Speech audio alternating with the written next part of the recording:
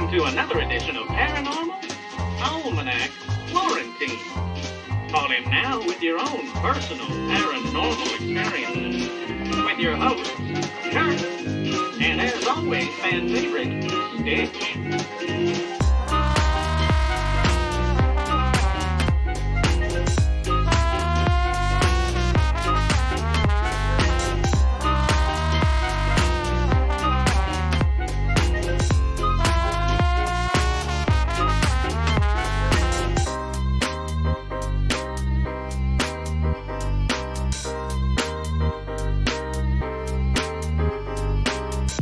Hey, howdy, hi. That's right, welcome to another all-new Paranormal Almanac Quarantine Edition. I'm here, Stitch is raring to go, as you heard. First of all, a very special shout-out to Lauren McCune for this beauty right here. That's right, how awesome is this Bigfoot shirt that Lauren was nice enough to get for me as a gift, which I thought was the absolute most incredibly sweet thing ever. And, I gotta say, I absolutely love it. I love this shirt. I love it. Showed up last night.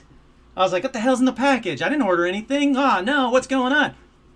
Awesome rad shirt. Thank you, Lauren McCune. You are the best. And I know that right now you're all thinking, but Kurt, we want to send you gifts. We want to send you, money and gifts and stuff. Don't worry. Soon, very soon. Very, very soon, I will have a place for you guys to send everything to. Not quite yet. Not quite right. No, Stitch, we're going to do the show. It's right now. It's all right. It's all good. Not quite yet, but I will have a place or an address that you guys can send stuff if you want to. I think it's incredibly sweet and lovely that I got 2 gifts this week. This was only gift 1. Gift 2 was I got some of the most kick-ass stickers in the world. First of all, come on, focus on the Paramaniac. There we go. The first one, a Paramaniac. Oh, this camera sucks for zooming. Well, it doesn't matter. It's a Paramaniac sticker, a serial killer sticker. I mean, just James Polk knocked it out of the park with his stickers, Mothman stickers. I mean, look, I don't care. I don't care that I'm a grown man. I fucking love stickers. So, especially at this quality, these things, they're rad. Which brings me to the next thing on here. The next thing on here is you can go right now to storeenvy.com/paranormalalmanac and get your very own. Hey, Stitch, I'm trying to plug the t-shirt right now. It's cool, buddy. Your very own Paramaniacs shirt. Multiple colors. I think it zooms in somewhere. I don't remember how I zoomed in before, but anyhow, you know what it is. It's storeenvy.com/paranormalalmanac. That's right. James, your shirt, you gotta send, make sure I've got your address and your size and everything. It goes to you. You get a free shirt because obviously it's your freaking awesome shirt. So, yeah, I can't even thank you enough for how awesome that shirt looks. And it says Paranormal Almanac at the bottom. I can't zoom in. I didn't create the site, so don't blame me. Anyhow, it's cool, though. It is rad. I love everything about it. Let's get off of there. Boom, boom, boom. I'm back. Okay. So Stitch is in a mood. I've been gone most of the day. I was helping a friend move some stuff out of storage. Socially distancing. Responsibly done. I don't go anywhere. But I was helping a friend move some stuff, so I've been gone all day, so that's Stitch is on the spaz level a little bit today. He's got a little bit spazzy, but that's all right. I love him anyway. Daniel, I definitely recommend it. This shirt is awesome. Absolutely love it. This is Paramaniacs. You guys are all Paramaniacs. I absolutely love you guys for being here. Okay, let's see who's here. We got Trish. We got Jennifer. Hey, howdy. Hi. Jennifer, I'm looking forward to another awesome call-in show. But, thank you for saying that, by the way. But to have an awesome call-in show, we need awesome callers. So the phone lines are open. I did all that while I was bantering. The phone lines are open. Todd's here. Speaking of Todd, I hope you guys enjoyed the latest new edition of the regular episode of Paranormal Almanac with special guest Elijah Hendrickson. Kid's the best. Absolutely the best. And I thought he knocked it out of the park with his part of the episode. It's better than my part of the episode, but that's not saying much. Joe, hey, hi, Kurt and Stitch. Love the show. Thank you so much, Joe. I'm glad you're here. Yeah, Daniel, you're right. Stitch is ready. Like I said, he's a bit on the spaz meter tonight, but that's okay. I don't mind at all. Get a real address mailbox at your local UPS store. Nice plug, Josh. That's right. You can go to your local UPS store and get a real address mailbox. Stickers do go on the laptop. That is exactly what I'm doing with my stickers. I'm glad you said that as well. Trish, yeah, you're right. They're the best. Honestly, they're the best stickers. I was so happy to get them. It was an insane thing with the mail. USPS, not UPS. Should have gone UPS. USPS just apparently forgot I existed for a little bit. Okay, with that out of the way, though, I got the plug out of the show. Let's see, I got the plug for the shirts out of the way. And there's going to be more stuff besides just the Paramaniac shirts. I'm sure it'll be on more things. But for right now, I wanted to get it out for just the shirts. And I'll get more stuff out as well. But I wanted to say that tonight is an all-caller edition. I do have a couple of stories that I can read if I need to. But my hope is that this is an all-caller edition. 818. Did you guys hear that voice? Hello? That was really weird. That was really weird. It sounded like someone was like right there, but there's nobody there, thankfully. Anyway, and if they are there, the door's locked. Let me make sure the door's locked. 1 second. Hold on. All right, we are good. Door's locked. Whoever that was really loud for a second. New to the show. Thank you so much. I'm so glad that you're watching us on Twitch. Maury F and Jade. I'm so glad you're watching on Twitch. Dawn, I'm so glad you're on Twitch as well. There's so much cool stuff. There's Trish is on Twitch. Everybody's on Twitch. I'm loving this. This is how it should be. Maury and Jade. I love it. Let's see. Angie. I don't know what Angie's saying. Oh, there we go. It's between you and James Polk. Discuss. Have fun. Enjoy in the chat room. That's the fun part about this, is that there's a shit ton of stuff going on in the chat room, and I only catch about this much of it. But anyhow, the show's going. Stitch is going. Let's get this party started. I'll do one story first, and then hopefully we'll get a caller, because like I said, I was hoping that this would be an all-caller edition. Now, the first story in paranormal news was actually sent to me by my brother and technically my nephew. So this is a family edition of paranormal news, and I love it. A UFO spotted in the Congo jungle turns out to be an internet balloon. That's right, an unidentified flying object parachuted into the dense Congo jungle to the confusion of local authorities. There's your first tip that it's not really a UFO, because real UFOs, as far as I know, don't have parachutes. So, that's tip one for it's not really a UFO. Now, there were images that were shared on social media that showed people inspecting a large, silver-colored contraption fitted with solar panels and wires, which landed in the tropical forest of Bazul, sure why not, province in the Northern Democratic Republic of Congo, trailing a large, deflated balloon. Now, unfortunately, there were no photos of it, but just from the description, you see a large balloon, you see solar panels, I'm not thinking UFO, I'm definitely not thinking alien. But then again, I don't live in the Congo jungle. So maybe that's what the UFOs do look like in a Congo jungle, and I'm just being, not racist, xenophobic against Congo jungle UFOs. It could be just the voices in my head, Lauren. That is a very good possibility, but it didn't sound like the voices in my head. That's what made me go, well, that's not the voices in my head. There's a voice over there. I don't know. It's just, people are just, clamoring to get on the show now that apparently they think I want, real guests. Hey, Kara's here as well. Hey, howdy, hi. Maybe it was a paranormal parachute. Unless that paranormal parachute had Bigfoot in a Hawaiian shirt pattern on it, I'm going to say no, it was not a paranormal parachute. Caller, you are on the air. Hi, Kurt. It's Trish from the Detroit area. Hey, Trish from the Detroit area. How are you? Good. How are you doing? I'm great, thank you. Tomorrow, I think it's tomorrow. Tomorrow's Sunday. Monday, I'm getting a shipment of Better Made barbecue potato chips, so I'm going to be even better very soon. Well, yeah, but are you getting any Faygo Pop? No Faygo Pop, no Saunders Hot Fudge, no Bumpy Cake, but, small steps. I got some Better Made barbecue. Yeah, well, at least you got something coming. So I was sink in. When you mentioned about hearing the voice, it reminded me of something that happened at my house. Oh, really? So, well, my partner and I bought this house about 3 years ago, and shortly after we moved in, maybe less than 6 months after we moved in, I was sitting in the living room, and I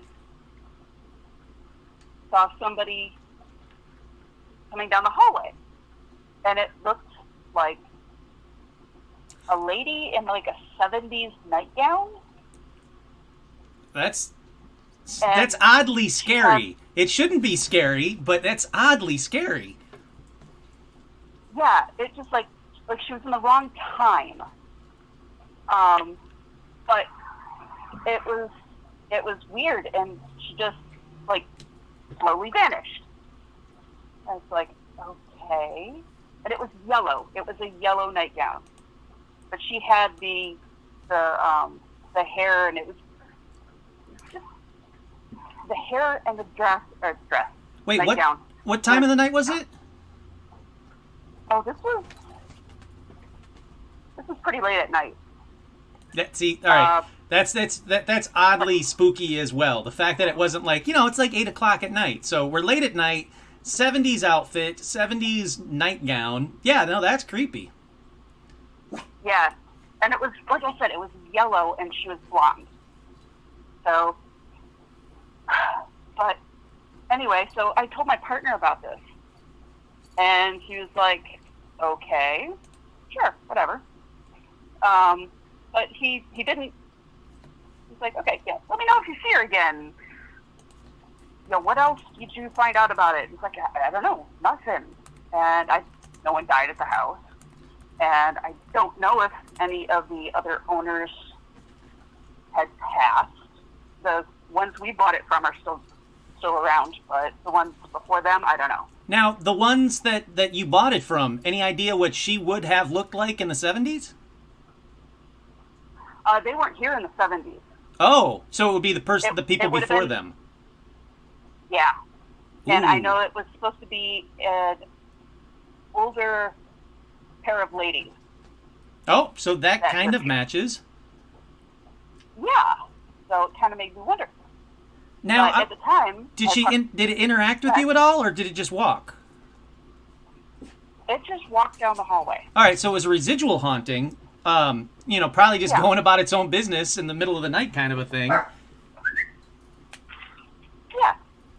Hi, Stitch. And then my partner was working midnight.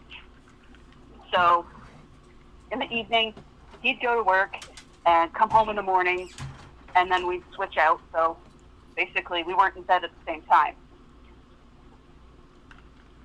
So I thought your partner was with you when it happened, or like just maybe asleep or something. So you were alone when this happened. Oh yeah, I was alone in the house. Oh, that's a good we didn't even question. have the dog yet. Wait, Dawn has a great question. Paramaniac Dawn has a great question. She said, was she, clear, like seeing a real person, or shadowy, or did you see through her? That's a great question. Did it look like it was just a normal woman walking down your hallway? She was transparent. All right, She yeah. was transparent, and then just moved to absolutely nothing as she came down the hallway towards me. So weird. But my partner was home for a few days, which was unusual. He had a couple of days off, so he was actually home, and we were sleeping in the bed at the same time. And he asked me one morning, he goes, "So, do you usually sleep on my side of the bed?" I said, "No, why?" He's like, "Well, when you got up last night and you came back to bed, and you came in and you said, 'You're in my spot.'" Whoa! And I'm like, "I didn't get up last night." He goes, "Some lady told me I was in her spot last night. Maybe it's that woman you saw." Oh, wow, wait. Do you think that while you're sleeping alone, that she just gets into bed in your partner's spot and sleeps in his spot? Possibly. Oh, that's creepy. Yeah, but I mean, he's got a different schedule now, so that's not the same now. But I just thought that was so weird that I had seen a lady, and then a couple of weeks later, Now, thought it was me saying that I was in a spot in the middle of the night, and just no. I don't know. Well, I guess I do. I was gonna say I don't know what's creepier, but I do know what's creepier. Having a ghost say like, "Hey, you're in my spot." That's creepier. Like, that's just insanely creepier. That's almost worse than, like, the ghosts that, like, touch your feet while you sleep or, like, pull blankets off you while you sleep. The ones that are telling you to kind of, like, scooch over. That's creepy.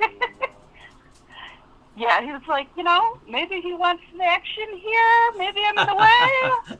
He's like, I don't know if I feel comfortable with that. Well, I mean, I think I talked about this on an old episode. Dan Aykroyd had an experience very similar to that where he had a ghost get in bed with him and spoon him. And he was like, well, I guess this is happening. So, I mean, it's something that happens.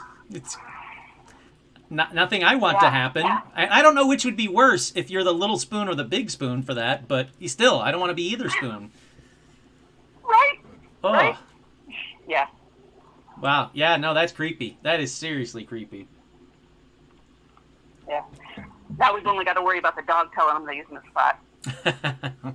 You're in my spot. Oh. Yeah. Wait, so I didn't even ask. That's the dumb thing. I should have asked. Did he move? Did he go like, oh, sorry, and like scooch over? Or did he just like ignore? No, he just rolled over and like went right back to sleep and then thought about it later. It was like, wait a second. So even though he thought in his own like sleepy mind that it was you saying, he was in your spot, he really didn't move that much. No. No, because he's usually a really deep sleeper. And it takes a lot to wake him up. Oh, all right. Yeah, no, that's creepy. See? This is why I like doing these live call-in shows, because of weird creepy ghosts saying, "Please move over. You're in my spot." Yeah. Wow. All right. Well, the question I'm going to ask you next. Any other new paranormal experiences to tell us about as well? Not any new ones. No. Okay. Nope. That's fine. That's fine. Like I say, I always want to ask that just in case. But yeah, no, yeah. This is a good kickoff to tonight's show. I want to almost do like it'd be tough, but I would really like to do. All right, from this point forward, I only want to hear about creepy ghosts. If you got a creepy ghost story, but I don't want to like limit the calls. But boy, did I kind of want to, because I would love that. Well, thank you. Oh, sorry. Go ahead. So, you want another creepy ghost story? Yeah. I've got one from my dad. Sure. Yes. Yeah. Definitely. Okay. So, my mom was the second of 4 children. And her older brother was in the Navy, I think. Okay. His name was Jerry. So, he was in the military, and every time my mom brought home a guy, Jerry already knew him. So my mom was desperate to find somebody that he didn't know. Oh, because he just kind of knew everybody? He was one of those kind of people? Yeah. Ah, yes, yeah. Well, okay. So, but he was always protecting her. And she had gotten married and gotten divorced. And my dad and her were engaged, I believe, when Jerry passed away. He had something with his head, swelling of the brain. Oh, no. Yeah, he got bit by a mosquito and his brain swelled, and it was What? horrible. That's a thing? Anyway. Yeah. Nope, don't like that. So, no. So anyway, fast forward a little bit. My parents are just married. They're living in a trailer. And my mom is pissed off my dad to no end. And he's walked out of the bedroom because he's about to smack the shit out of her But he's like, no, I don't do that. And he goes in the living room of the trailer, which is at the end of the hallway. So at one end is the living room and the other end is the bedroom. And he goes and he sits down in the recliner in the living room, and he's really, really mad. And he looks up, and there's Jerry standing there. And he looks at him and says, touch my sister and I'll kill you. Oh! He's like, dude, you're already dead. And then Jerry disappeared. He's like, okay, right. So my wife's got her dead brother protecting her still. Great. Yeah, you know what? I've been on the receiving ends of like meeting girls' brothers, and they've done that, like, you know, you make my sister cry and I'll kill you kind of a thing. That's scary enough. Add to the fact that it's a dead guy telling me that. Oh, hell no. Yeah. Nope. And yeah, so my dad told me, he's like, yeah, so even if I had ever thought of smacking your mom, yeah, that wasn't going to happen. Ever. Because Jerry would come back and kill me. Yeah, you don't need I mean, obviously, like you said, there's a vengeful ghost, like, watching over, a very protective, I shouldn't say vengeful, a very protective ghost watching over. That means you have no leeway. You know, you guys get in an argument and he might appear and scare the shit out of you. Like, there is no, like, she has to call him and tell him that I yelled at her before he comes by. No, fuck that. He can be there at any minute. That's terrifying. Yeah. Wait, Josh just said, did anyone else hear that voice behind hers just now? What? I didn't hear a voice behind you. Did you hear a voice behind you, Trish? I did not. Ooh, we'll have to go back and play the tape after this and see if there was a little bit of a EVP on this episode. But Josh seems to think that he heard... That'd be awesome. It would actually. It'd be very cool. I would really enjoy it. But I'll be honest, I would enjoy it more if I knew that the voice was coming from your end of the phone. So, not mine. Because I've already had a voice once tonight, and no one else seemed to hear it. So, I don't need another one. Oh, wait, are you sending him through the phone line to me? That's exactly it. I was like, no, Kurt here. Go through the phone. Yeah. So is this a phone transmitted ghost? That's how I like to do it. That's the real reason I do these, Okay. because I have a bunch of ghosts in my house that I'm trying to get rid of. So I just send them to you guys for everybody that calls. Every caller gets a free ghost. You know, the merchandise cost you money, but ghosts, they're free. Oh my God, Trish, I love this. This is such a fun start to the episode. I'm like I said, whatever, 20 minutes in, 25 minutes in, and I'm having a blast right now. Thank you so much for calling, as always. Enjoy your Faygo and Saunders and everything else that you can get that I can't get, but and your ghost and your new ghost that I sent you. So enjoy that. Yeah. Okay. Thanks again so much. Bye-bye. Bye now. See, that's how it's done. That's how you get a show started. Like, you're right, Josh. It was about 26 minutes in. Well, on my recording, it'll be about 23, 24 minutes in. On the show that the stream that will be on Facebook and Twitch, it'll be about 26 minutes in, maybe 25, 40. I'm very eager to go back and kind of listen and see what that is, though. And the nice thing is that there's a timestamp, and when you hear me say on the show, read your little thing, it sounded like a man was whispering behind you or whatever I said when I said the same thing. Oh, when I said, did anyone else hear that voice behind hers just now? That's when you know it was before that, and rewind a couple of seconds and see if you can hear a voice. And Josh says that it sounded like a man whispering. Rodney said, nah, I'm playing with my new snake. I hope that's not a euphemism. Wow, I like this. If there's an EVP on this episode, even better. There's already been a couple of EVPs found on Paranormal Almanac episodes, so I would love it if there's a third one as well. Yes, good job, Trish, indeed. That was a freaking awesome call. I loved it. We got another call. Caller, you are on the air. Hi. Hi, who's this? This is Angie. Hey, Angie, how are you? I'm doing pretty good. How are you? I'm great, thank you. Good. So I just wanted to call. I had commented, I think it was on something Josh posted a while back with a story.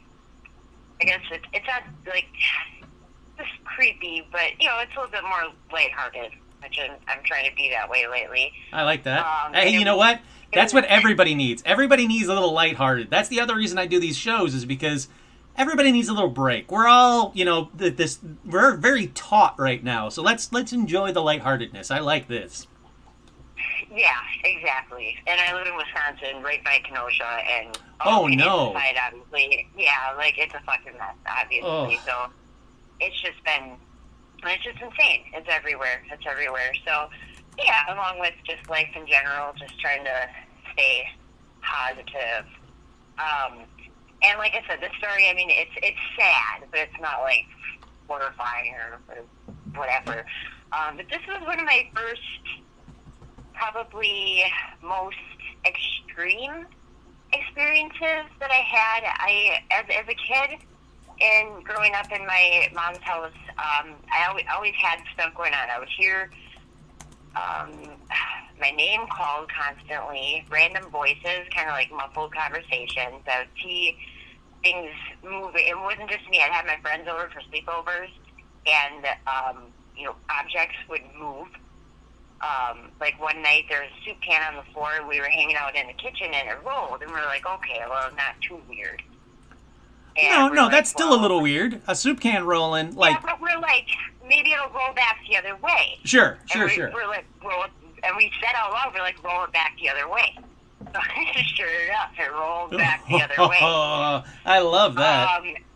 And weird stuff. My sister and I, when we shared a room, we would hear voices. Our radio would stop. This was in the early 90s, radio on all night. It would be like the radio would cut out, and all of a sudden we would just hear like talking come through. And I was very young. Wait. And she told me. Hold on, like when you say talking come through, do you mean not like, DJ talking, but like someone having a conversation? No. Was it one person having a conversation? Yes. Two people? It would sound like kind of like two people, very muffled and not clear. And it was almost like, it sounded like somebody turned the radio off. Ooh. No static or nothing, and then you would just hear something, and it would stop, and the radio would go back on. Walkie-talkies in the house without batteries in them, all of a sudden just going... Really? Yeah, weird stuff. Kids' toys. My mom ran a daycare, so there's always toys, and we all know that they kind of get, like, weird with electrical signals, but... Yep. Things that are off or hasn't worked in, like, 5 years, all of a sudden just going, like, meh, weird... Just, like, why the hell... now type of thing, weird stuff. Yeah, oh God, yeah. So, and other things. So I just always kind of had those experiences, and my mother always discounted them. She still does. And some of my other family members do as well. Wait, what did she think how did she think these things were doing it? Like, I get that some people are in deep denial, but what did she think was causing that? She never had a legitimate answer. She would joke about it, and she like, it was denial, but she named the ghost Yehudi. Wait, what did she name it? Sorry, it's funny, Yehudi. Yehudi? I like that name. I like it. Oh, I'm laughing so hard because I never talk about this shit. But no, she would just always like, you guys are just, like, whatever. And she would totally blow us up. And so she would just joke about it. But it would just continue to happen. And I don't know if she, A, was in denial, and B, was always one of those people who's very closed off. Sure. Which she's a very, very Catholic woman. I don't know if it has anything to do with it. Oh, I'm sure it does. I'm going to guess right now, yes, it does. Yeah, okay, thank you. And she just, discounted it. And my dad, even though he didn't live here at the time, he would always tell me, I believe that you believe that happened. I believe you. but he never quite could get into that. But my brothers and my sister, they all know it damn well. Like my brothers were, I'm the youngest of four, and my brothers would. Okay, that was what I was going to ask. Was it only you like that? That was exactly what I was going to ask. Was it only you that experienced it, or did anybody else in the family experience it? So it sounded like everybody did. Yes, they did, but not on the same level as I did in any way. My brothers would play with Ouija boards, and when I was really young, I think that was when the worst of it started. Yeah, that'll do it. At least with me, where things got more intense, and they did as I grew older. I moved out when I was pretty young and came back, on and off. And as I got older and as my life got more chaotic, the activity in the house would continue to increase and become more chaotic and, for lack of a better word, malevolent and creepy.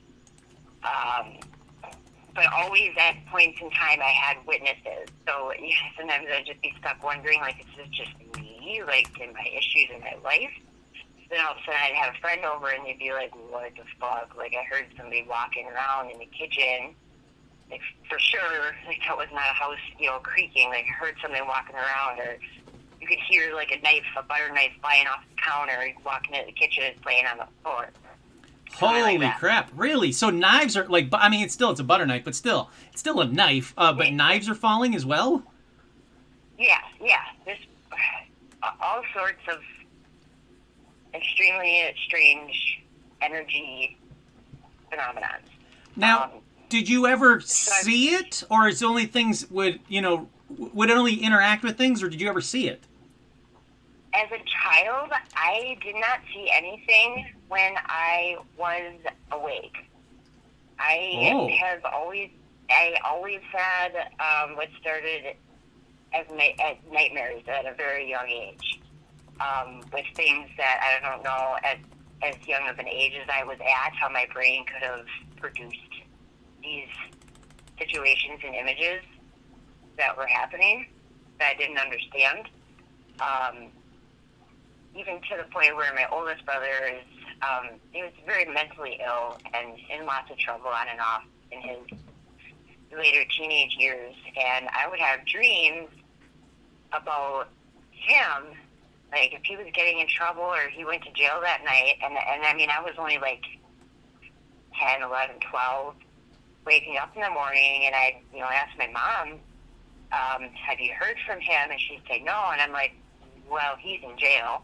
Oh, wow. So you had some kind of psychic connection with them then. Yeah, I would definitely believe that. All sorts of stuff. So it's not like I'm a stranger to anything. But one of my most intense experiences that I kind of started out with was, Josh, I posted a few weeks ago about a haunted road. Yeah. And I commented on it, and it reminded me of a story that happened. I think I was just about 18 at the time. And in the city that I live in here, there was a horrible, tragic accident with two young men who had been drinking at a party and went around a curve on a viaduct at about probably 80 or 90 miles an hour. They figured it was a 25-mile-an-hour road. Oh, jeez. And, hit, crashed, burned, could not get out of the car. Oh, that's terrible. It was really bad. And on the road where they had been, there was a huge burn mark on the ground, which for some reason, only God knows why, the city never tried to cover it up right away or anything, so people had to drive over this burn mark on the road. And it was maybe not even a week after that incident, I was driving in my car. My boyfriend at the time was in the car with me. And as we were approaching that spot, there was a misty, shadowy, black mass. Oh, wow. In the air. And I almost swerved because it just was there, it was very dominant. And I almost swerved, but I was like, no, because you're going to hit something. There's nowhere to swerve to. And so I just kept going, and it essentially moved in through my windshield on my side and disappeared into the car. And as it did so, it made it wasn't really a scream. It was more of like a sigh. Holy crap. Sound, and like disappeared into the car, appearingly like into me, it seemed. And you know, I had started to brake. I didn't want to get into an accident, but I was so like, what the hell just happened? Kept going, look over at him, and I was like, did you just see that and he was just white. He was white, and he was like, what the fuck was that? And I was like, I don't know. So someone else saw it. It wasn't just you. No, he saw it. Holy he crap. He heard it. All right, so it's not like the typical, like, I'm driving and I saw something on the side of the road, and when I looked in the rearview mirror, it was gone. This thing went into the car. Yes. Holy Like, I drove into it, it disappeared, like, into me. Yes. And he saw it, and, like, we went back to, like, where we were staying at night. I don't think we hardly said a word to each other the rest of the night, because we were just like, ugh.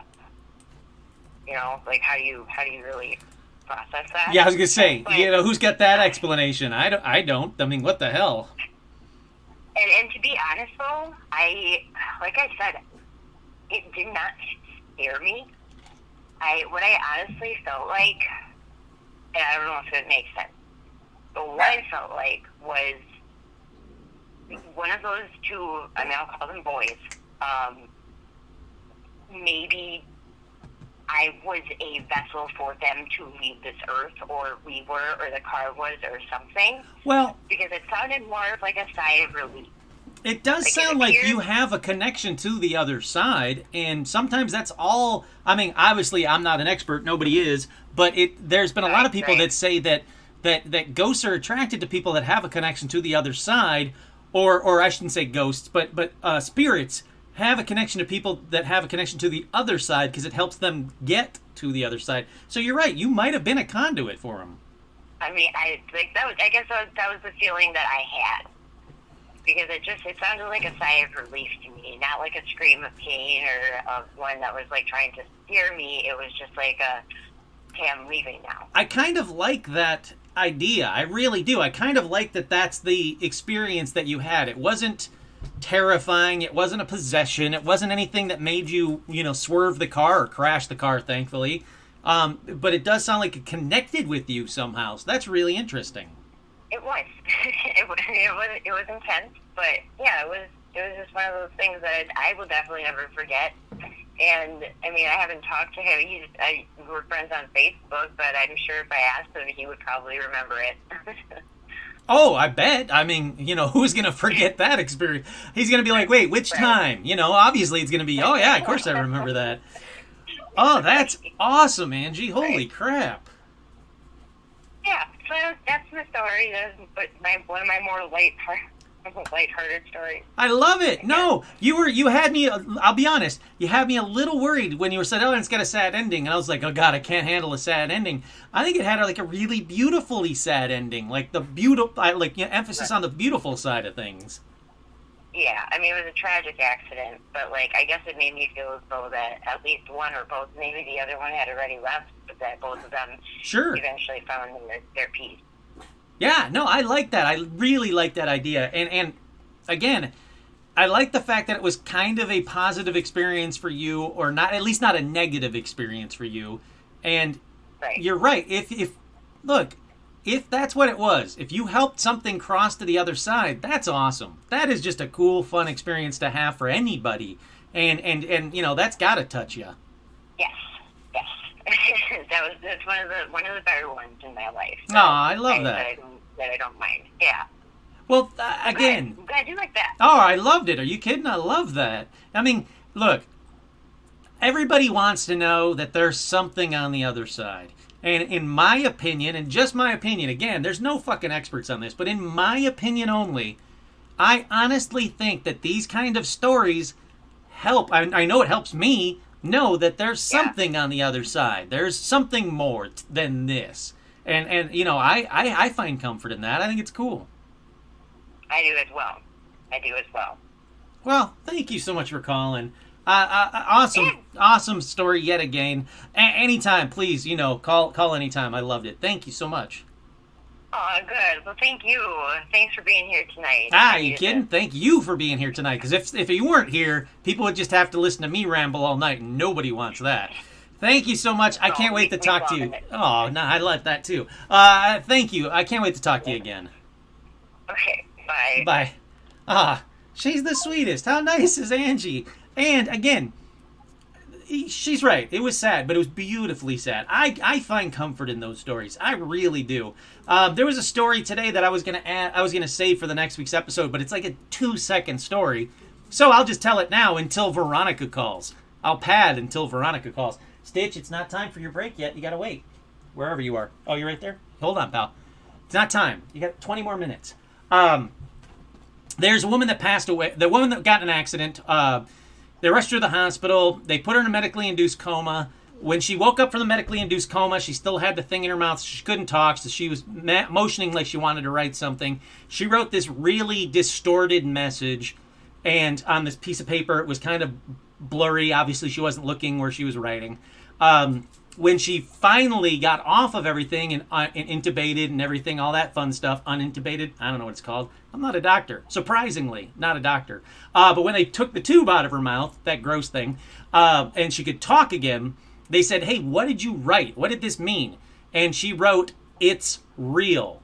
Really blurry, because she kept writing it over and over again, but she wrote, it's real. And her husband's like, what? What's real? And she's like, heaven, the afterlife, there is an afterlife. Everything you think of is real. And I love those stories. Can't prove any of them, but I absolutely love. Extubated? Really? Is it extubated? I guess that makes sense. It's intubated. It's not outtubated? Seems like it should be outtubated. If you're intubated and they pull it out, it should be outtubated. But I'll believe you. Extubated. Paramaniac Dawn says extubated, so I'm going to go with that. When she was extubated, I'll cut into this. I'll cut all that crap out so I sound, intelligent. I sound like I know what I'm talking about. When they were extubating her, she said, oh, and she could talk again. She said, oh, it's real. The afterlife, heaven, it's all real. So, see, Dawn works in a hospital. Caller, you are on the air. Hi, it's Veronica. Yay! I wish I had. This is where I need an applause button where I could be like, yay! Hey, how are you? I don't deserve it. But No, thank you. you do deserve it. Well, unlike the last story, my story, I have two stories that might be connected, but they both involve pet deaths, so they're actually sad, sad, regular sad. What? Wait, hold on. But, Hold on. You can't do pet deaths to me. I mean, you can, but if you're trying to make me cry, that's the way to make me cry. I'm telling you right now. I know, it's the only, I mean, it's not that I don't care when human people die, but when it's animals, it's different, and I don't like it either.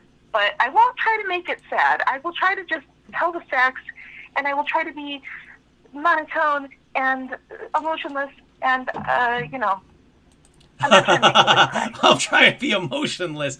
Oh, well, if you're emotionless then, if you sound just like flat, like a robot, like Data from Star Trek, well, then it'll be fine. You can talk about pet deaths all you want. No, please. Alexandra's saying it's a terrible story.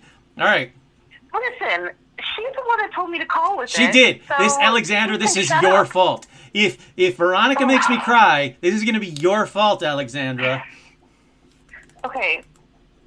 So the first story,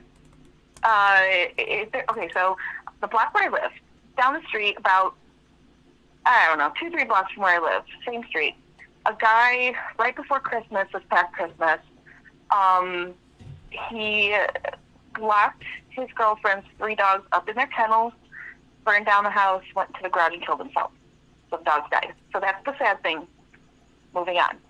I obviously the guy was an asshole. Yeah. I was that. just flipping. So everybody that just saw me flip off, I was not flipping off Veronica. I'm flipping off the guy that did that. Veronica's amazing, and I love her. The guy that did that, piece of shit, needs to die. Obviously. Yes. Piece of shit, scum of the earth. I have no pity on him, and I don't care if that makes me sound like a bad person. No, I agree. So, for some reason, and I don't know why, because this is not the kind of person I am, I've been obsessed with that house. It's like the shell of the house still, because it was all burned down. The garage where he killed himself is detached, so the garage is still there. And I don't know why, but like when I drive home, because it's right down the street from me, I always find ways to pass it and like look at it. Really? Like this morbid fascination. Yeah, I don't know why. I have no idea why. It's not like, I grew up in a really bad neighborhood. Crimes happen all the time. Murders and suicides. I never cared. Like, I cared, but, I don't want to sound like a sociopath, but, like, I never was, like, fascinated with it and, like, had to see what was going on. But for some reason, I have been with this house. And this is going to make me sound like a piece of shit, but there was police tape on the house, on the fence. The entire thing is fence with, like, a chain link fence, front and backyard. And there's police line on it, and I was like, I want a piece of that police line. And I don't know why. It's a sick, disgusting thing, but I really wanted to do it. So the way that it works, it's got like, there's like an alley in back of the house where the garage is. Like you drive down the alley, you go into the house, or go into the garage. And then there's the front of the house, which is the front of the house. So I wanted to like do a drive around right around dusk last week, one of the days, Tuesday last week. And I was like, I'm going to drive around, make sure nobody's around thinking I'm a creep. And then my second drive around, I'm going to reach out there, because I am a creep. I just don't want anyone to know that. And so I was like, on my second drive around, I'm going to reach out, because I can reach from my window of my car driving. I can reach out and I can touch the fence, so I could grab the police tape. I wouldn't even have to get out of my car. So I was like, this is going to be so easy. I'm just going to do this. So it was, I think you said it was dusk, so it was dark, but it wasn't like pitch black outside. It was still light enough to kind of see what was going on. Drove around the front of the house and then through the alley once no one was around. I was like, great, I'm going to go around again and get that tape. So I drove around the second time, and right as I got to that house, and I was driving really slowly, what looked like a dog darted right in front of the car from the one side of this alley to the other, like towards the house. Whoa. That was burnt down. And I was like, oh, a dog. And I, slammed on my brakes and freaked out. So I was like, oh, I almost hit a dog. And I was like, oh, I'm glad it got away, because I didn't see it. And I was like, okay, it ran into the yard of that house. It's gone. I'm good. So then I started to drive again. I was like, hold on, there's a fence all around that house. How did that dog get through that fence? Yeah. It wouldn't have been possible. And it wasn't like distinctly a dog. It was like dog size and black and fast. Like, I don't know, you see dogs around, like, it just looked like that was the thought that came to my head. So I was like, all right, I'm probably just imagining things, or it was a very big raccoon or something, and I'm going to drive around again. Yeah. And I'm gonna get it this time around. So I drove around for the third time. And when I drove around for the third time, it happened again, except that time the black mass that moved was human-sized. So I went home. I was like, fuck this, not grabbing that police tape, and I went home. So have not been by the house since. Wait, what do you mean it was human-sized? Like, do you mean it was like standing up person size? It didn't look like a human. Okay, so I've seen a shadow person one time ever. It was definitely a shadow person. It was very fast, and I knew what it was. This didn't look like that, because it didn't look like a shadow person, but it was black. It was like, I don't know, I guess an oval or like a cylinder shape kind of thing, and it was very fast. It was like, it moved in front of my car, the way that the dog-sized one had done. And again, there's no reason for me to know it was a human. I just, in my mind, like, that's what I associated it with. Maybe that's just, like, my brain trying to make sense of it or whatever. Sure. But, like, the first shadow was, like, dog. And then the second shadow was, like, human, getting out of here. And then I did. So. Holy crap. I don't know. Ghost dog, then a ghost human in the same spot. Right. Exactly the same spot, exactly the same type of motion. It was just two different, like, shapes and sizes. And I was like, fuck this. So that's that story, which was sad. So, not too bad, though, because there was a scary ending. But there's a second story, and I did not connect it with that story until our other sister, my younger sister, when I told her the story, she connected these two stories together. So the second story is a premonition story. I don't have dreams. I have 4 kids. The youngest one is still a baby. I don't sleep soundly enough to have dreams. I don't dream. Not a dreaming person. But 2 nights after, or I think it was 2 nights after that it happened with that shadow thing, I had a dream, and it was a nightmare. Alexandra and I adopted 10 hamsters from this weird situation. And Alexandra's in the process of moving, my sister. So she was like, let's keep all the hamsters at your house in your basement for now, and then when I move, we'll get a bunch of, I'll take the hamsters back, whatever. So the way hamsters are most of the time is they have to be in separate cages. So we have 10 separate hamster cages in my basement. Each of them had their own hamster in them, which is a lot of hamsters. I already know. So I'm aware. Don't worry about it. So I have a lot. I work. My sister and I, we both do animal rescue stuff. So like I'm used to having lots of animals in my house. I have 2 dogs. I have 4 cats. I have a lizard. So holy crap! It wasn't a big deal. Like I'm used to having lots of animals, so it's not like a weird thing that I had them. I feel like I need to explain this part. I know I don't, and it has nothing to do with the story. But I'm not a freak or like a hamster hoarder. I just have a lot of animals because I'm a good person. Hey, I was gonna say, you know what? That makes you an amazing person as far as I care. So yes. Thank you. I agree, but I also do feel like I'm a little bit crazy. But anyway, moving on. Nah. So we've had them in the house for a couple months now. It's been fine. I'm not a hamster person, but obviously I love animals, so I've been going down there every day and giving them food and water, and my kids have been going with me and like learning how to take care of them, and it's been great for a couple months now. So that night, after I saw those like shadow things, I had a nightmare that night. Oh no! And what up? If you don't mind me asking. So, no, that's what the second story is. Oh, excellent. Awesome. See, I kind of led you right into that. I didn't even know I was doing that. I love that. It's okay. I'm bad at storytelling. No, so you're great. You're doing fantastic. So the dream was that all of the hamsters died.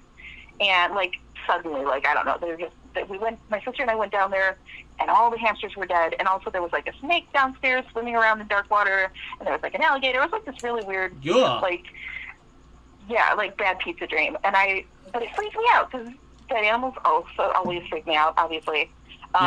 So I did not want to go downstairs and check on them. I was like, I'm gonna have my husband check on them. It's fine. And that day, I was too scared to mention the nightmare because it had scared me so much. Excuse me, one second. Excuse me. Too scared to mention it. So I didn't go down there to take care of the hamsters that one day, but they had plenty of food and water. They were fine. Sure. And I was like, I'm going to get them in the morning. I'm just too freaked out to go down there, and I didn't want to tell my husband I had a nightmare, so I'm too scared to go downstairs. So that night, I had the exact same nightmare again. And I've never had the same dream twice. Oh, no. I don't usually have dreams in general. And it was the exact same dream. All the hamsters were dead. Oh, so I woke up, and I was, like, freaking out when I woke up. And my daughter, my oldest daughter, excuse me, who's 9 years old, was sitting on the bed when I woke up. And the way my daughter is, she's very, like, reclusive. Like, she has her patterns. She gets up in the morning, she has her breakfast, she watches her show, she drinks her tea, she does her thing, she reads her books. Like, she doesn't, like, come in the bed and wake up mom in the morning. Like, that's not how she is. Yeah. But she was sitting on the bed, and I was like, you okay? And she had this weird look on her face, and she said, I feel okay. And I was like, well, what's the matter? And she said, I had a terrible nightmare last night. Uh-oh. And I said, what was your nightmare? She said, I had a nightmare that all of the hamsters died. Mm. And she said, and there was a snake down there, and there was an alligator what down the, there. what? And I was like, yeah. And I was like, okay, so we need to check on the hamsters. So I still was too scared. So I told my husband, I'm like, hey, can you go downstairs and just make sure all the hamsters are good? And he's like, yeah, no problem. And he was downstairs for a long time, so I figured he was down there giving them food and water and stuff we do every day. And he came back upstairs and he had a bag in his hand.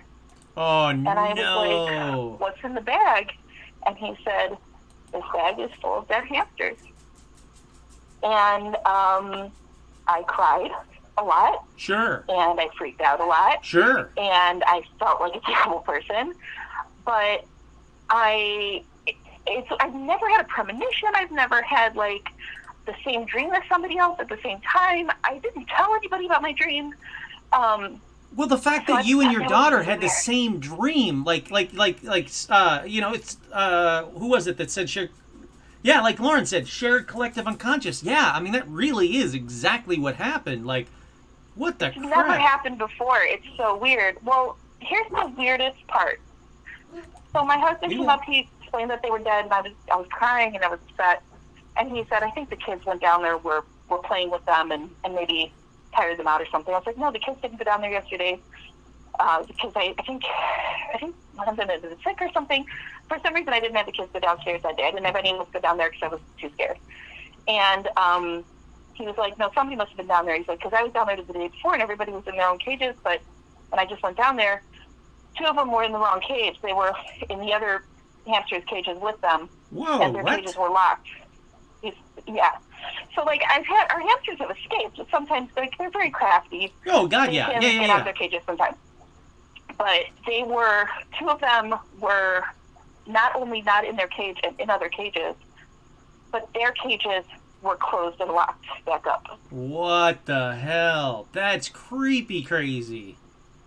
Yeah. So when I told my younger sister that story about cause she had known about the hamsters dying and the weird dream, she already thought that was weird enough, my younger sister.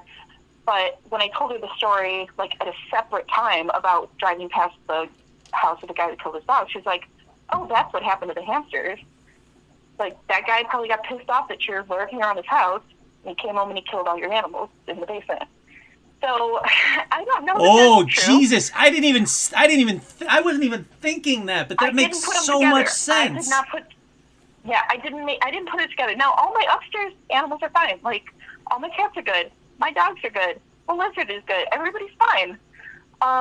We looked to see if there was, like, a gas leak. My husband was putting that, like, liquid stuff on the pipes to see if there was, like, a gas leak or something. That's smart. That's way smart. There was nothing.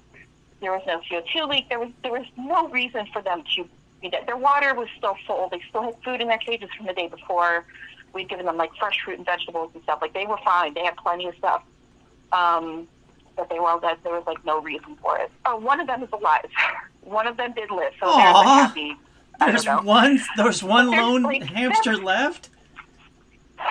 Yeah, and that's the weird thing is that's what makes me think it wasn't something like the food wasn't poisoned or something, like a recall situation. No, not at all. I mean, look, it doesn't sound like anything that you could have done. It sounds like something extraneous happened to them, and I didn't even think about it, but you're so fucking right. That I fucking didn't think about it evil either. My ghost younger dick. sister said it. Holy shit, it totally and is. The thing that really, like, sealed that for me was when she was like, well, remember he locked his dogs in their cages. Oh, what a shithead. Even as a ghost, he's a dick. Oh, I hate dick ghosts. And, like, I know I have ghosts in my house. It doesn't bother me. Like, they leave me alone. They're fine. There's that one time thing, something creepy happened in the basement. I've never personally had anything creepy happen to me in the basement, like anything really bad. So, but that pissed me off more than it, like, creeped me out. Well, yeah. And I was like, you're not allowed to touch my animals. Exactly. Like, yeah. You know what? Dick in real life, don't have to be a dick in the afterlife. Fuck off already. Like, that's not cool. Right. He had his moment. He got to do his last dickish thing before he died. Leave me alone. So I don't think there's anything still down there. To be honest with you, have not been in my basement since. My kids and my husband have been taking care of the hamster that slept. I don't know why, but I won't go downstairs. I think I'm just scared to, like, feel something creepy down there or something. Well, yeah. But I don't think anything is still here. So I think if that guy was here, I think he would have fucked with all the animals, and I don't think he has. So I don't know, and I can't say 100%. That's definitely what happened, but, like, that's the thing that makes sense. But that is a very bizarre turn of circumstances. Yes, you're right. The fact that it was either that night or the night after that I had that nightmare. Yep. I think it was that night. I'm 100% with you. Yeah. So. Oh, that sucks. That's that fun story. Yeah.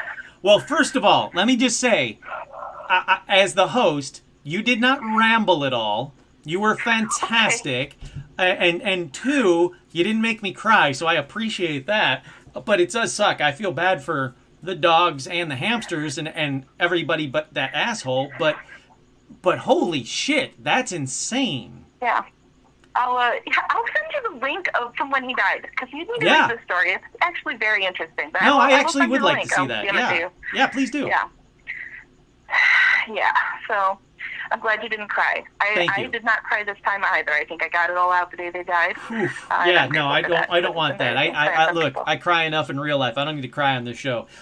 Snow, thank you so much for calling. This was awesome. You did it again. You did a great job. I always never hesitate calling me. It's me. It's Kurt. Come on. I love talking to you. Yeah. That's very kind of you. Oh, come on. You're the best. Thank you so much. I can't wait to talk to you again. Hopefully the next call will have 0 dead animals and 0 dick ghosts. That's the plan. Let's keep our fingers crossed. I like it. All right. Thank you so much. I appreciate it. Yep. Talk to you later. Bye now. Again, Veronica is the best. Never ever hesitate to call. All right. Don't call right now. Hold on, everybody. It is that time. Stitch is itching to go. So it is time for a Stitch pee break. Right? That's a weird fucking commercial, right? I don't remember that commercial from back in the day. But I like it because it gives me enough time to do a Stitch pee break without having to, run around. Yes, you're right. Aliens are way into Chevys. And what I didn't understand was they cloned the car, and it seemed to me like they cloned the people in the car. Does that mean that the clone family are just trapped forever in the little bubble in the UFO? I don't know. See, this is why you guys have to watch the show. For the podcast listeners, you're going, what the fuck are, what did he do on the Stitch pee break? Did he hit his head? What the fuck is he talking about? It's just weird. Radical. I know. I love it. Anyhow, I saw, or I heard, I shouldn't say I saw, I heard a caller. So caller who was trying to call during the Stitch pee break. I apologize. I had to run Stitch outside, run right back, do a small refill. Please call in now. Caller that was trying to call in, feel free to call in now. 818-732-9399. Maria, if it was you, please definitely call in. Yeah, it's really creepy ad, right? Seriously creepy. Look, that's my goal. Every Stitch pee break, I want to do a different, bizarre commercial or short so you guys get entertained while, Stitch is peeing. Reminds me of a short on HBO from the 80s called Closet Encounters of the Nerd Kind. Well, there you go. That very well might be the next Stitch pee break. But you gotta wait and see. Yeah, I mean, you're right. The clone people seemed happy to be spending the eternity in a little bubble on a freaking weird... There we are. Caller, you are on the air. Hello? Hi, is this Maria? Yes, it is. Yes. Ha ha! I knew it. Hi, Maria. How are you? How are you? I'm great. How are you doing? Well, my whole entire family is creeped out right now. Uh-oh. Is it because of me or because of that commercial? Oh no, I love the commercial. I love that. I was like, oh, wow, that's really unique. As a performer and a director, I like that. Okay, so my son has moved in, and he's kind of made a room in the garage for himself. And he comes in the house and he goes, Mom, like what? He's like, you weren't joking. I'm like, what are you talking about? He's like, there was literally a coat of darkness, even where the light was. Oh, wow. 10 feet past the house where he was smoking a cigarette outside, which I'm standing right now. But it's nice and clear right now. And I'm like, yeah. And he goes, I felt like I was being watched. I got so scared that I had to go back into the garage and lock everything. I'm like, okay. Which for listeners that don't know, this is a thing that Maria has told me about in the past, almost to the T. Okay, so it gets worse because now children are involved. Yeah. Okay, so my cousin Katrina came over with her daughter, which is 5 years old. And Katrina slept in Serenity's room. Katrina wakes up, comes to me in the morning, and goes, my daughter freaked out last night. And I'm like, what do you mean? She's like, she woke me up and told me that there was a shadow floating above me, just staring at me. Oh, no. I'm like, okay. So I'm like, and Katrina's is freaked out, and she's like, I felt like there was something in the house. I'm like, yeah, I started explaining everything.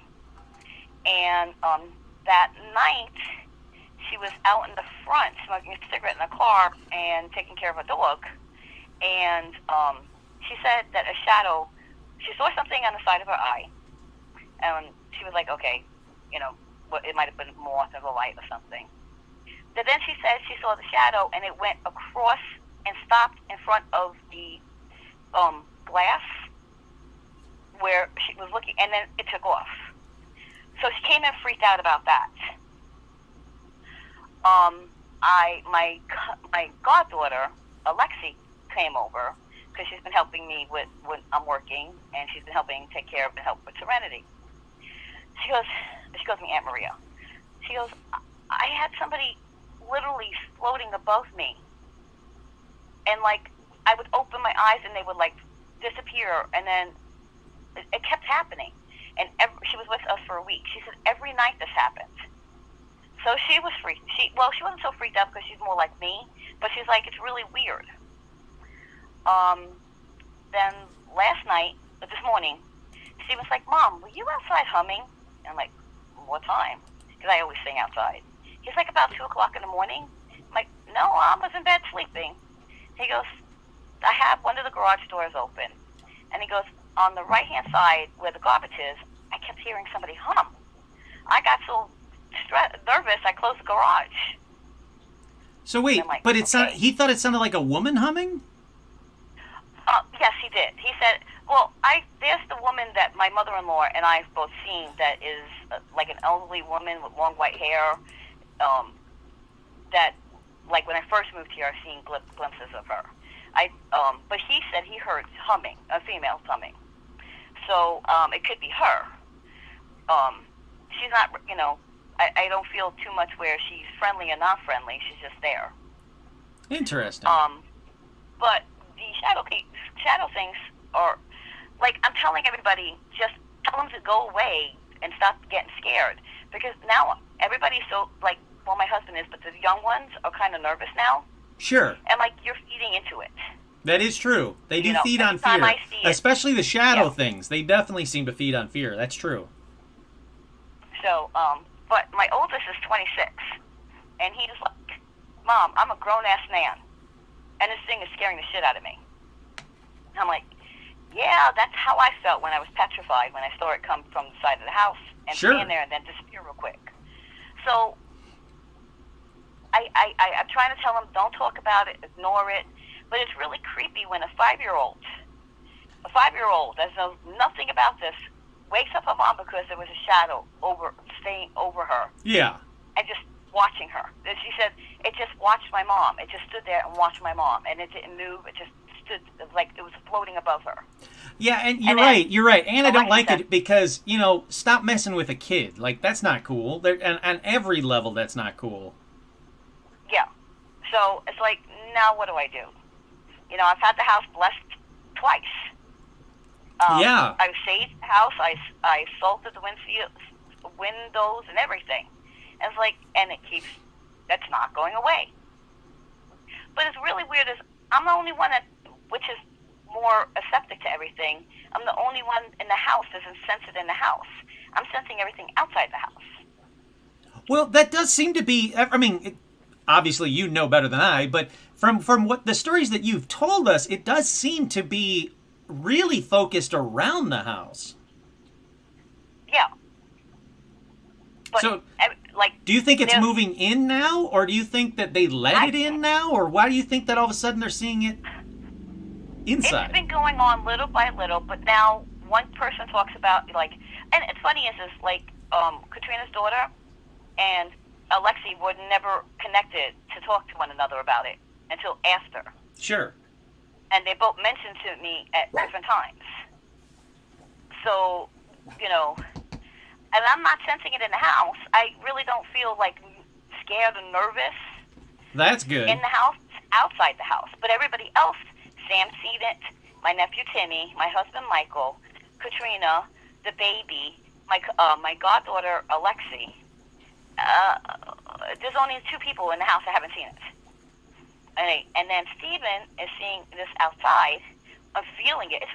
It gets really like, the feeling of being watched is really, really, really, really creepy. Oh, God, Okay? yeah. Even And the talking fact to that you can feel it and not have a source for it makes it doubly creepy.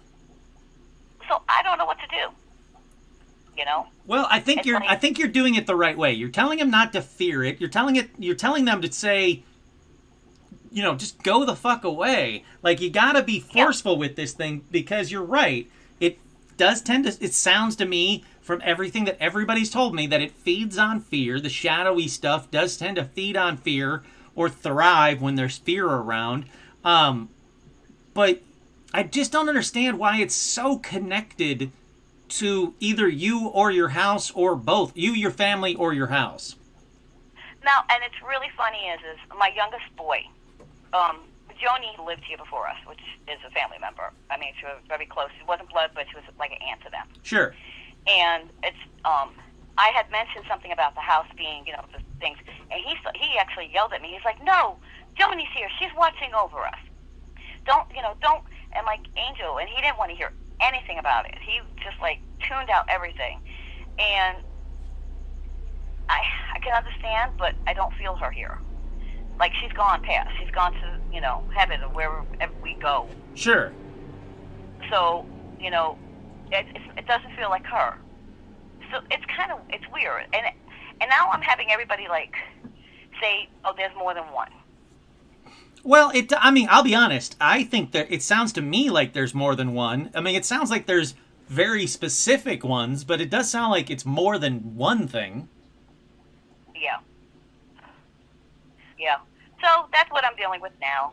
Goodness. And how are you? I'm fine, thank you. I'm doing all right, you know. Still in the quarantine, still not doing much. But you know, I'm living the dream. I'm having a good time talking to all of you, and that's what I like to do, so it makes me happy. Well, if anything else happens, I will let you know. Oh, thank you. Hold on. I'm not letting you off the hook. You promised me that every time you call in, instead of me asking, have you had any other experiences, you were going to ask me a question. Okay, have you had any experiences recently? I thought I just heard somebody really literally at the beginning of this episode. I really thought there was somebody like an inch from my window saying something to me, but there was nobody out there. Yeah, you know, it does seem to be an active day today, or active week, I'll put it that way. It does seem to be an active week. I've had things here or there that I, you know, personal things that happened. So, yeah, it does seem like there's, you know, for whatever reason, the veil's getting thin again and shit's happening again. Okay. Well, we have Halloween coming up soon. Yes, we do. Yes, we do. Even though Halloween is, and it sucks because it's on a Saturday, but even though Halloween this year is really not going to be that Halloween-y, it's up to you to be Halloween-y. I still think maybe, I'm toying with the idea. A friend of mine said, hey, why don't you do a live episode on Halloween? People can't go out, they can't do anything. Let's tell spooky stories and dress up. I'm toying with that idea. I agree. Yeah, you like it? All right, maybe That's I do my anniversary, actually. Oh, really? Yes, we were married on Halloween. Aw, I love that. That's awesome. Yeah. I really like that. A buddy kids of were mine. like, we're not normal. No. So we got married on Halloween. That's the best. My buddy Mickey, who I love dearly, he does a podcast called Video Vampires. If you like horror movies, listen to Video Vampires. He is fantastic. My other friends do Pods and Monsters, another horror one. But Mickey that does Video Vampires, him and his wife got married on Halloween, and it was the funnest wedding I've been to in forever. I highly recommend it. They had, every table had, like, the centerpiece was candy, but each table had different candy, so kids at the wedding could go trick-or-treating to every table. It was the best. Absolutely love it. Oh, Ashley was married on Halloween, too. I'm telling you, I freaking love the fact that I have people that I'm connected to, you and the other fans, that are married on Halloween. That's the way to do it. Live life to the fullest. One more thing to say. Yeah. The young lady that was talking about the gerbils or. Yeah. Veronica. Yeah, the hamsters. Yeah. You notice she had a dream about an alligator. I saw your comment. You're right. In fact, I wanted to bring that up to you while you were on the air, and I completely forgot. I'm glad you brought that up. Okay, what the hell, Maria? I got chills. Yeah, as soon as she said that, I thought the same thing. For those that don't know, Maria has brought it up in the past that alligators are bad. When she has the dreams about alligators, it's bad news. Now, you had one of the biggest dreams about alligators just recently, so any update on that for us, Maria? I have to deal with children and going to school. I don't. Yeah, I agree, but it just bums me out that. But yes, totally. You know, I think we're going to get hit hard in about a month that they're going to close the schools up again. Yeah, that's my feeling. I mean, so everybody knows I had a dream. I have dreams about alligators, and alligators mean death. And if there's a person with the alligator at the time, and the alligator gets them, they die. There hasn't been any of the visions I've ever had or dreams that they've not gotten them and they've not passed away. Oof. Since I was a child. And I had the vision that there was a bunch of alligators in a really small lake, thousands of them just fighting and turning, and it was very mucky. So I'm still, Look, we have a lot of things going around in the world that are not so. I was going to say, you know what? In 2020, we don't need that. So I'm really hoping that this will be the one time where it doesn't happen. But yeah, because there was I didn't see no people. So sure, I always look at it positive that way. Hey, I hope that is the case. But as always, Maria, thank you. I've missed you the past few episodes, so I'm really glad to hear from you. Well, I'm glad I caught you guys. Yeah, me too. You have a great one, okay? All you too so much. Thank you, Maria. I appreciate it. I'm loving this. In case you guys haven't figured it out or haven't noticed, I'll put it that way, haven't noticed yet, this is an all-women caller episode. Now, it doesn't have to be. Obviously, Rodney was like, hey, I might call in. Please still feel free to call in. But I have to say secretly, if this ends up being an all-women caller episode, I am 1,000% for that. I absolutely love that. I think that is cool as hell. Yeah, I mean, good night, Don, by the way. But yeah, you know what? If it sounds like that's what everybody wants to do, maybe that's what we'll do. Maybe we'll have a Halloween episode. We'll all dress up. I'll dress up. You can dress up. Maybe I'll figure out some way that you guys can actually video call in so we can see everybody's costumes. There's got to be a way to do that on here. I mean, right? Fuck it. I think that's a good idea. I like this idea. I'm just brewing right now. I'm not saying 100% that I'm going to do a Halloween episode, but if everybody says it's a good idea, if everybody wants to be down for this, I am all for that. Oh, Veronica just sent me the article. Ooh, I can't wait to read that. Thank you, Veronica. I appreciate that. Can we do a Facebook video chat room, dress up and tell spooky stories? Ashley, I kind of dig that idea, but I think we can do it here. Because I get a bunch of people on Twitch and a bunch of people on here. I don't think it would overload it if people periodically videoed in. I think it's possible. I really do. Plus, I kind of want to try it. I kind of want to see what would happen. Hey, I like this idea, Maria. I think it's definitely possible. I think this is something we should think about doing. Okay. Continuing the streak, whether it be an all-female call-in show or not, which I would really dig, but doesn't have to be. 818-732-9399. Call in now with your own personal paranormal experience. I think we got time for one more call. If we don't get one more call, it's totally fine. I've had a fantastic show. I'm not going to say that this hasn't been a best show because I absolutely love it. But if we have one more caller, I think it'd be awesome. And again, Rodney said he wasn't, I get that. I get the apprehension about calling in. I love that everybody calls in. Honestly, it's just me. It's just talking to me. Don't worry about everybody else. It's literally just you and I having a chat, and I'm the easiest person to get to talk to. I don't bite. I'm not scary. Not scary at all. So hopefully... oh, and by the way, yes, that is a Bigfoot head. I'll bring it back up on camera right now. That is a Bigfoot head. That is the Bob Gimlin autograph, the Bigfoot head, and the amazing Don't Fucking Shoot Bigfoot fan art from Erin that was just absolutely sweet. Erin and I did a meetup. She was going to be local in the LA area. She said, "Hey, can we do a meetup?" You say you can do meetups, and I said, "Yeah, let's do a meetup."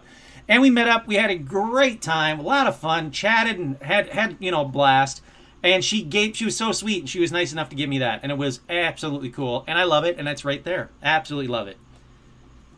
It would be a good test to have multiple guest video chat call-in show. That's right. Let's test the limits of this new fun tool that the patrons bought us. I was going to say bought me, but bought us. Jacob, no, I did not shoot Bigfoot. Don't Fucking Shoot Bigfoot is right next to it. That is a Bigfoot donated head. Oh wait, now you can't see half my face, which is not exactly a bad thing, but still, I did not shoot Bigfoot. Thank you, Jacob, for confirming. Forgot to tell you about the bird. She freaked out staring at a corner and then threw off the cage. She was terrified. Holy crap, Maria. Definitely sounds like it's time for another blessing at that house, another cleansing at that house. Definitely sounds like that to me. Holy crap. And Maria's always had... There's people that say, how can all these same people have the same thing happening all the time? There's a perfect example. The perfect example that sometimes locations or people, something is connected to them and keeps coming back. Absolutely keeps coming back. Yeah, I don't know what I would dress up. I kind of do. There's a couple of real easy ones. I mean, I've got the full Ghostbusters gear I could dress up as. I don't want to spoil it. I think I have an idea of what I would dress as for the Halloween episode. Stitch, it's cool, man. If it's not a ghost, I don't care. My daughter and I think we saw some kind of white-looking cryptid thing. Julie, I want to hear about it. Call up. 818-732-9399. Julie, call in. I want to hear about this story. Your daughter and I saw some kind of white-looking cryptid thing. There's a lot of white cryptids. Besides the Yeti and Mothman, who's kind of whitish-gray. Thunderbird can be whitish-gray. Chupacabra can be whitish-gray. Aliens can be whitish-gray. Right. It's hard to do backwards right there. There's a lot of things that it could be, so I'm very curious. Jackalopes can be whitish-gray. Julie, feel free, please. You don't have to. I don't want you to feel pressured, but if you would like to call in, I would love to hear that story. 818-732-9399. In the meantime, let me go back through some of these chats because... Julie, I had asked her before, I'd asked Maria before if it's connected to an object in the house, and she doesn't seem to think so. She seems to think it's connected to the location, if you will. Rodney, you don't have to. Honestly, if you want to call in, again, no pressure at all, but if you want to call in, it's just a chat with me. It's easy. I swear, I won't swear at you. I swear I won't, punch you or anything through the phone. It'd be a nice, easy call. But again, I don't want anyone to feel pressured having to call in, except Veronica. Veronica should always be pressured to call in. But everybody else, don't feel pressure to call in. If you'd like to, I think it'd be amazing. What? Why is Lauren McCune saying rake? Lauren McCune, why are you saying rake? Is there a rake? Is there a rake behind me? Am I about to be hit by a rake? Am I about to step on a rake and have it come up and hit me in the face? Because if so, someone better stop me from doing that. In the meantime, it looks like we're wrapping up, which I'm kind of fine with because it's been such a fantastic show. So I'm going to start wrapping up. Whoever wants to call in, if they decide they want to call in, now's the time to do it. Otherwise, you have to save it for another episode. And then Lauren, I don't know what you mean by rake. Does it say rake at the bottom? Special shout out to Lauren McCune. Nope, no it doesn't. Oh, also Alexandra. Yeah, I'm pressuring you to call in as well. All right, in the meantime, let me thank everybody. Rake the Cryptid. Elisa's here. First of all, hey, howdy, hi. Elisa's the best. I just saw her today. Rake the Cryptid. Why do I not know what Rake the Cryptid is and Elisa does? That bums me out. I should know. Oh, shit, yeah, I do know about this thing. Wait, I want to, for everybody that doesn't know, let me share the screen here. How do I share? Bring that down here, there, go to here, then go to share screen. Share screen, come on. Boom! There you go. That's what a rake is. Shit. Wow. I didn't even think about that. Yep. You're right. I like this. I like everything about it. And hey, howdy, hi. Rake is super creepy. You know what? That's funny. I'm actually kind of glad you mentioned the rake, Cryptid, because I might put that on the next video watch party. Because I didn't do one this week because the work week was just too much, so I couldn't do it. But, yeah, maybe I'll do a rake on the next video watch party. I think that'd be kind of fun. All right, in the meantime, let me thank everybody. I want to thank Lauren McCune for this amazing shirt. Absolutely incredible. Thank you so much. I'm trying to pose like a sexy model. Lauren McCune, thank you so much for this shirt. It's absolutely super sweet. You did not have to buy me a shirt, and I love the fact that you did it because this is absolutely incredible. I want to thank Trish. I want to thank Angie. I want to thank Veronica, and I want to thank Maria for calling in with absolutely fantastic stories. If you missed their stories, oh, and I also want to say to Elisa, Elisa, you can check me out on twitch.tv/Paranormal Almanac. That's right. Paranormal Almanac is now on twitch.tv/Paranormal Almanac. So if you do have Twitch, I've been told it's a lot clearer and a lot cleaner, no buffering. I've been told by a bunch of people that it is the way to watch the show. So think about that for the next episode. You can watch me over on Twitch. You can, no, it's fine. Lisa, I'm just busting your balls. You can watch me over on Twitch. You can watch me here on Facebook. I had a fantastic group over there. I have a fantastic group over on Facebook. I get to see you all right on here. Thank you again, Lauren McCune, for this awesome shirt. Thank you for all of the women that called in. The fact that this was an all-women call-in show, for whatever reason, I absolutely love.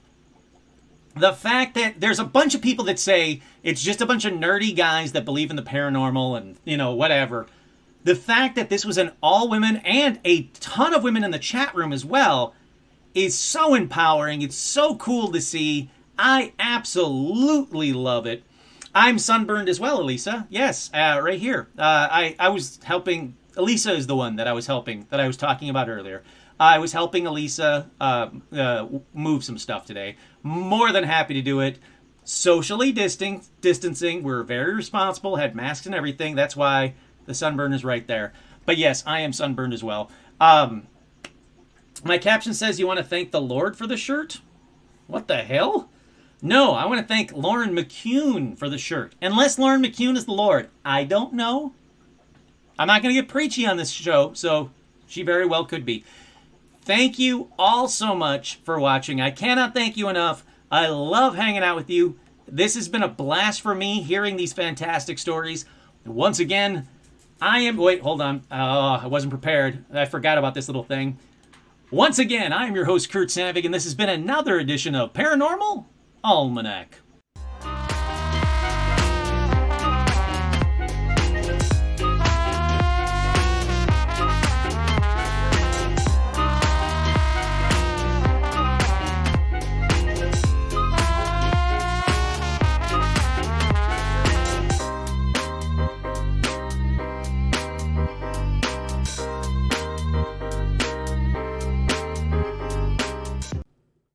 Starting all